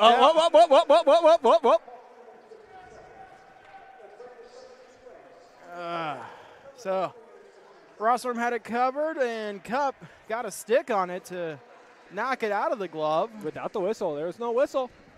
Yeah, down to, I got to hold my clock for 2 seconds here. Yo, we had three on the Tech game on Saturday. We had 3 guys thrown out on one play. Because Really? someone took a quick jam at the goalie and just brought everyone together. We had quite a fiasco in Decatur Saturday. One of the elite players got ejected for an elbow to the head, and then a fight that was, that was the premier. That was completely unnecessary. Oh, the USPHL, that really shocks me. Oh, we've had fights in there before. I'm talking unnecessary fights. That was a joke. Yeah, it was unnecessary, and I think the league was reviewing it last I heard. Classic. Here is Cup.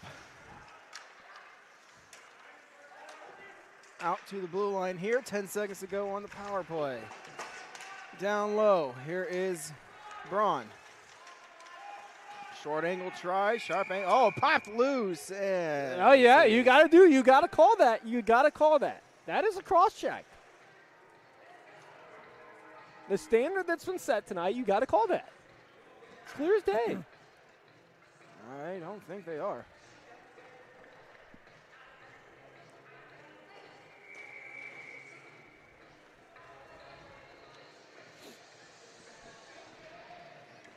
Yeah, they're not.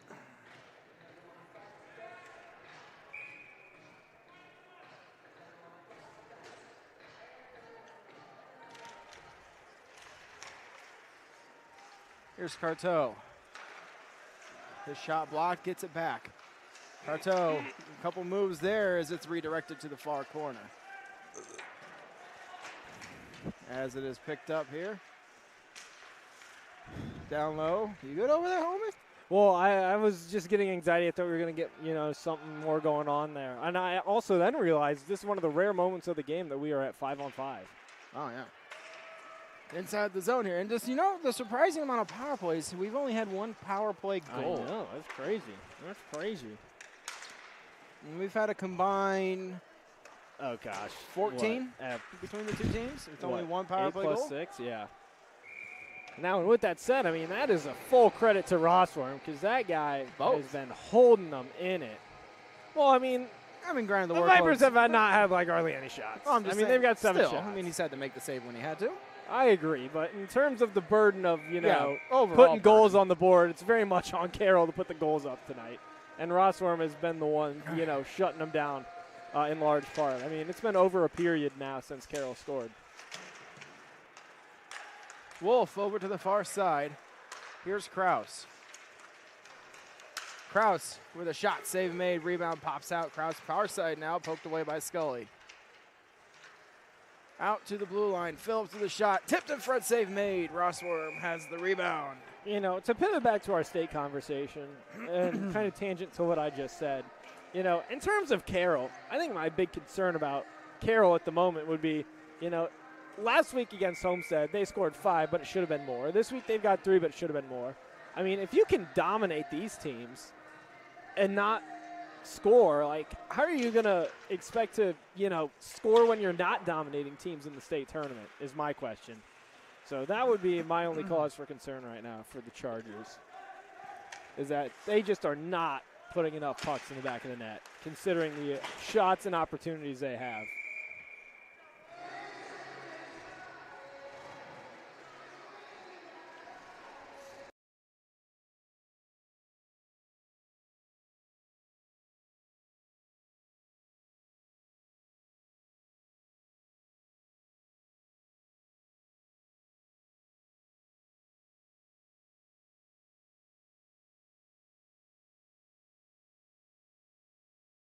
Face-off one here by Carroll.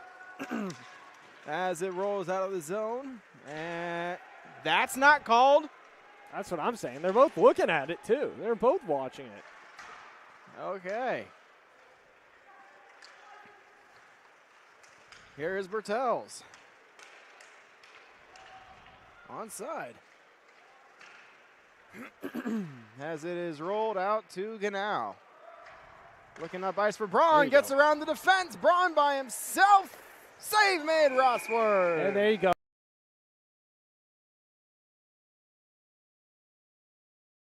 My bad, I hit the wrong button, Joe. I went to stop my clock and I hit the mute button on That's you by tragic. accident. I'm That's sorry. unfortunate. No, it's okay. I was just going to say, what a big save there by Rossworm. You know, stares down Braun, who's gotten him twice already in this one. Got him in this exact situation back earlier in the game. Rossworm turns it aside this time, though. That's a big one. This one set down low as Watson gets Ganau under the boards as they stay on their feet. Out to the blue line, to the near side for Baldwin. Baldwin shot redirected. Brandon, since you mentioned Watson, I can't lie. I did watch the own goal a couple of times yesterday. I had to do it. Here's Braun. Out to the blue line, or not the blue line. Where am I going? He's at the circle. Now it's down to the zone. I had that happen to me with the Spaceman a couple times over the weekend. I was like a play ahead. You know, sometimes your hockey mind is just too fast. Here is Ganau behind the net. I'm so waiting for someone to do that this year. We can't have Kosh we can't have Kosh be the only one who pulls off the lacrosse. I don't know. I think. And there's a hit there, and Watson's going to the box. I'm curious to see what they're going to call here. Interference. The puck was right there. I don't know. Unless I missed something. I mean, whatever. But.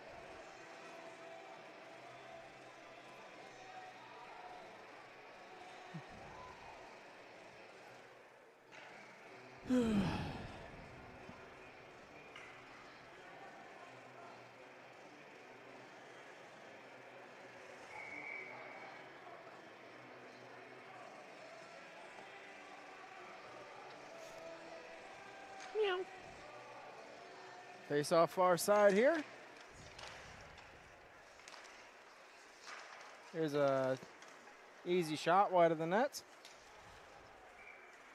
Oh, glove down. Good keep in there. Get out to the far side.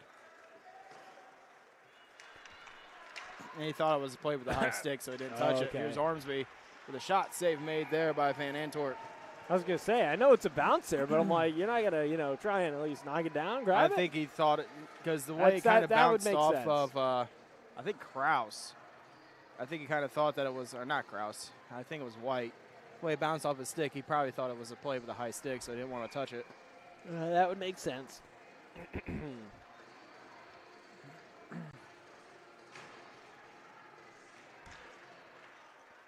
Tie up far side.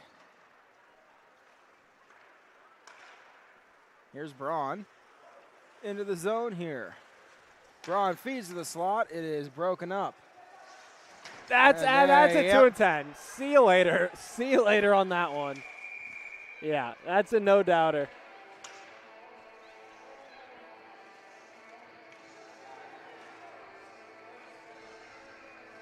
Yeah, no doubt about that one. And now it's going to be a 5-on-3 for Carroll, too.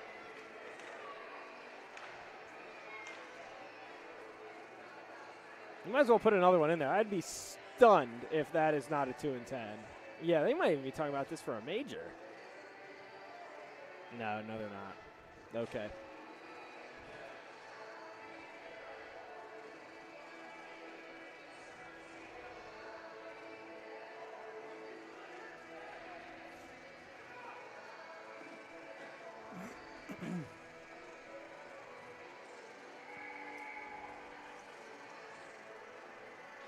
So 5-on-3 here for almost a minute and a half. Minute 21 on the board here. Carroll possibly able to do some damage with this one. Over to far side, Braun to Ganau. The shot, and it's blocked by Scully.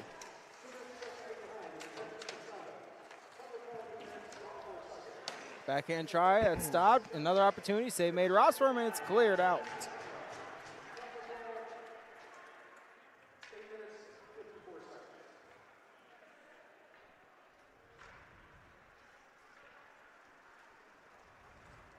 Here's Braun racing down the near side with speed with the toe drag.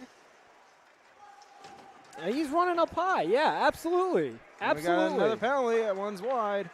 I can't put this on the computer, so we'll have to keep track of this one. Over to Cup with a shot wide of the net. 6-on-3 for Carroll. Extra attacker out there. Just be careful not to pass it wrong. Yeah. That would be probably the biggest meme of the year. Save made, and it's covered by Rossworm. I mean, if White puts that in the middle for Ganau, I mean, that's a tap in.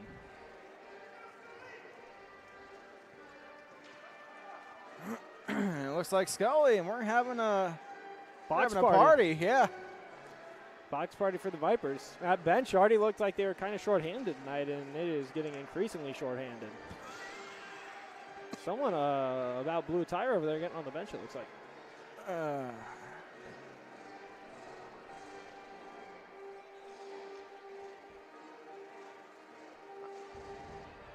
Based on where they're sitting, I'm counting 3 defensemen for the Vipers. Maybe 2. Yeah, I mean, well, Scully's Maybe sitting. 2. Scully's sitting, Watson's sitting, and Johnson's sitting. Those are 3 defensemen. So, yeah. Then whoever's serving the 10-minute there for the check from behind. Well, that's Johnson that's got the 2 and 10 for check from behind. But are you saying whoever's serving the 2? Yeah. That's probably a forward you'd have to imagine. What are they talking about here? I don't know. We'll just do this here. Throw the Timmies. Nah, we'll do a Kelly Auto Body Shop, whatever. Gotcha. Sports looked a lot different back in 1952 when Jim Kelly opened his first dealership in Fort Wayne.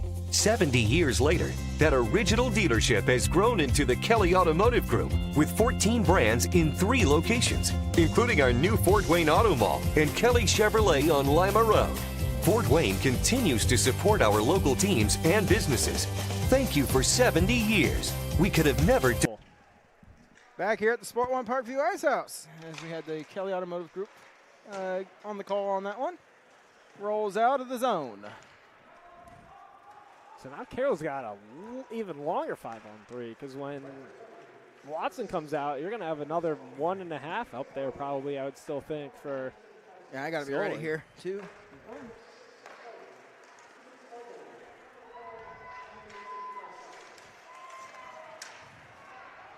If Carroll finds a way to not score on this, that would be remarkable. This here is White. White drops it off. There's a shot. Scores! Braun! It's a hat trick. Yeah, that one was only a matter of time. I was going to say, you know what? I mean, the hat trick and the goal on the power play. I mean, pick your poison. I mean, those both were absolutely on the way. So, Braun, back-to-back hat tricks.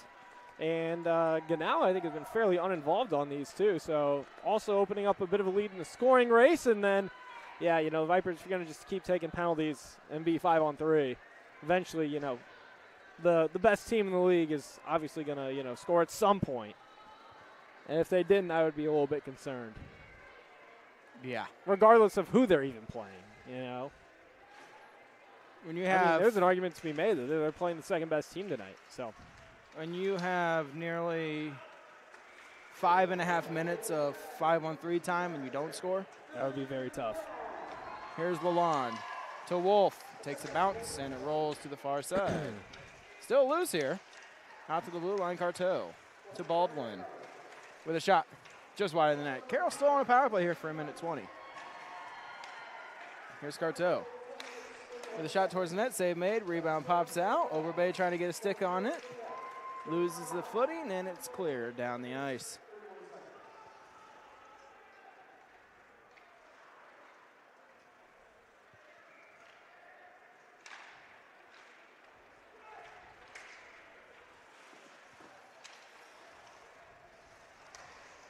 Thrown towards the net as it is tied up here.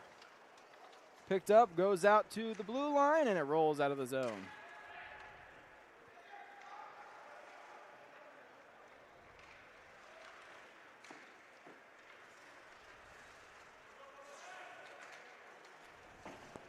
Center around, down low, Baldwin with it. Tries to wrap around, it rolls away from him, and the crease and covered there.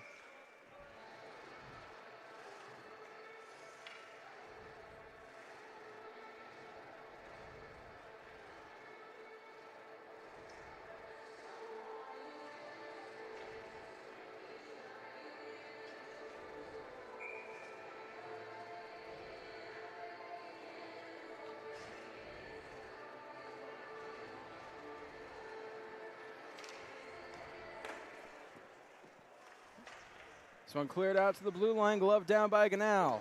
Here's Kraus.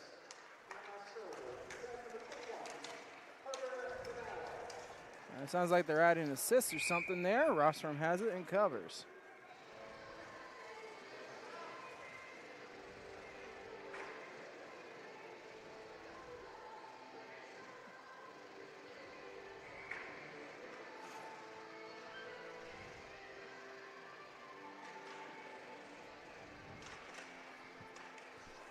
Face-off one here by the Vipers goes to the far side.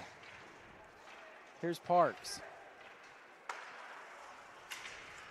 Held in, back to the even strength here for the Vipers, in front for Braun. Goes behind the net, sends it over to Ganal into the corner. In front, that shot is blocked. Here's Braun with a backhand, save made, Rossworm still loose. As it's picked up now by Ganal with a shot, save made, and it is covered. God, White was winding up the 1T in the slot, and I mean, he would have had an open net, entirely wide open net if that came to him.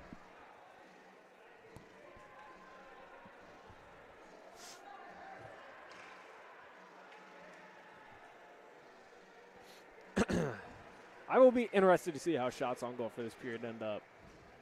I mean, it has been has Van all Antwerp Carroll. really faced No, it has been all Carroll, the entire period. Here's Wolf with a backhand blocked there. Another try, save Rossworm. I don't even remember looking down to the other end and seeing like more than 2 or 3 shots. Here is Baldwin over to the far corner. Oh, pizza. Turned over. In front, poked away there by Van Antwerp.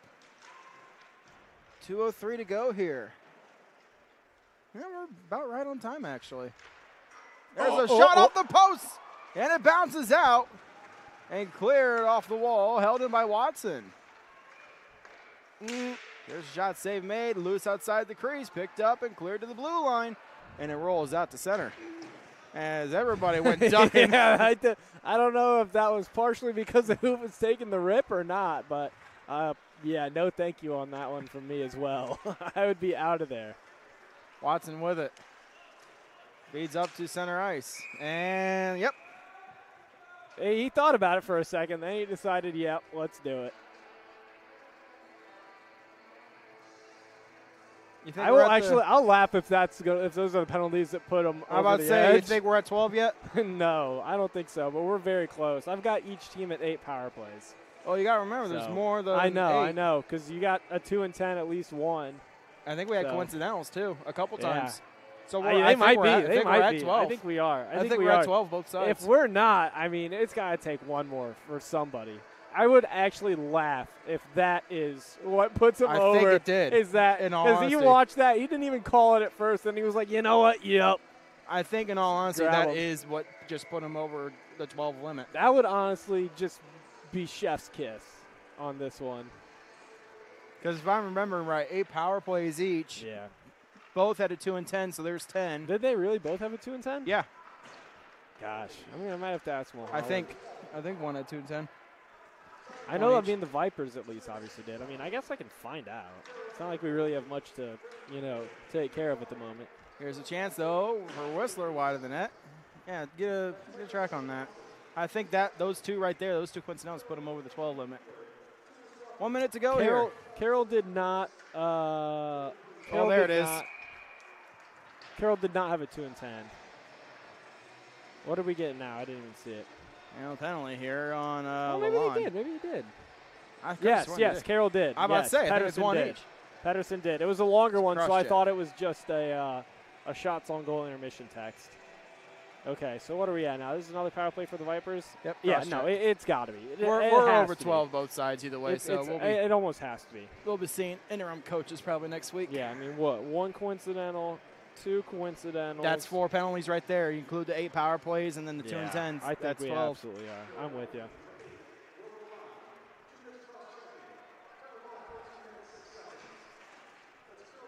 So it's worked out of the zone here. 40 seconds to go in the third.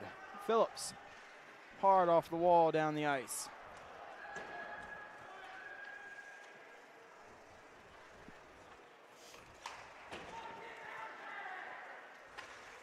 Okay. I didn't even hear that. This one cleared into the Vipers zone. Here's Parks. Now at the Carroll blue line is sent back down the ice.